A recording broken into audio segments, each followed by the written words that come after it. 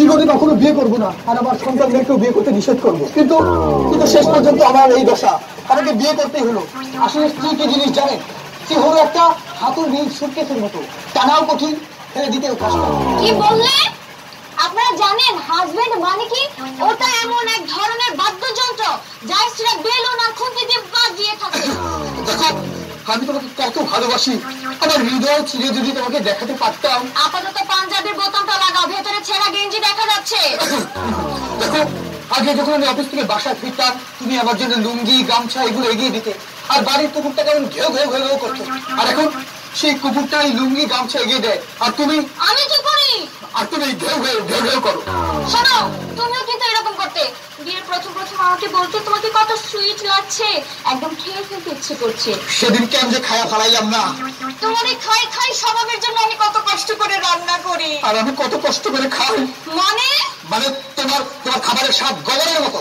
তার মানে তুমি গোবরও টেস্ট করে দেখেছো? শোনো, আমি আজকে নিজ হাতে তোমার জন্য রান্না করব, বলো কি খাবে? মুড়ি আর চানাচুর। বাজে কথা বাদ দিয়ে যাও, বাজারে থেকে একটি জন্ডিসওয়ালা মুরগি নিয়ে আসো। জন্ডিসওয়ালা মুরগি? কেন জানো না ঘরে যে হলুদ নেই? আচ্ছা, তুমি একটু ভালো মন্দ রান্না করতে পারো না? আমি যে প্র্যাকটিস করার সুযোগ পাই, সব দোষ তোমার। তুমি তো সমস্ত রান্না করো। আপনার ভাবছেন আমি কেমন পুরুষ যে আমার বইয়ের রান্না সব আমি করি? আরে আমার কাপড় চোপড় ধোয়ার কাজেও তো বই আমাকে সাহায্য করে। তুমি আমাকে পাত্তা দাও না, জানো উপস্থাপক আলিফ আমাকে তো বিয়ের প্রস্তাব দিয়েছে। কোথায় আলিফ? ওকে আজ আমি মেরে শেষ করে ফেলবো। তুমি আমাকে এত ভালোবাসো? আরে না, 5 বছর আগে যদি এই প্রস্তাবটা দিত আমি জানে বেসে যেতাম। জানো ওই মুনমুন আমাকে দেখে এমন একটা মিষ্টি হাসি দিল।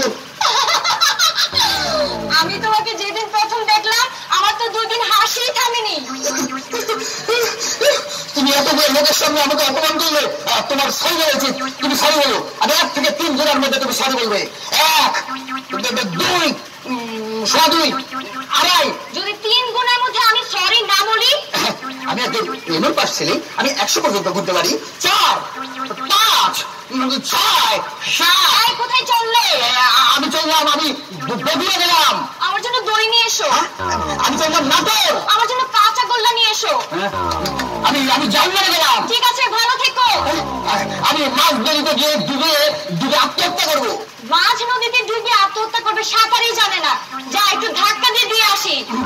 দাঁড়াও, শোনো লক্ষ্মী, তোমার জন্য আমি পান নিয়ে আসছি। ভালো, তুমি আমাকে এত ভালোবাসো, তোমার পান কোথায়? আমি পান ছাড়াই মুখ বন্ধ রাখতে পারি। কি? আমি মুখ বন্ধ রাখতে পারি না? এই যে আমি কিন্তু চুল পাচ্ছি, আমি কিন্তু কথা বলছি না, আমি কিন্তু চুল পাচ্ছি।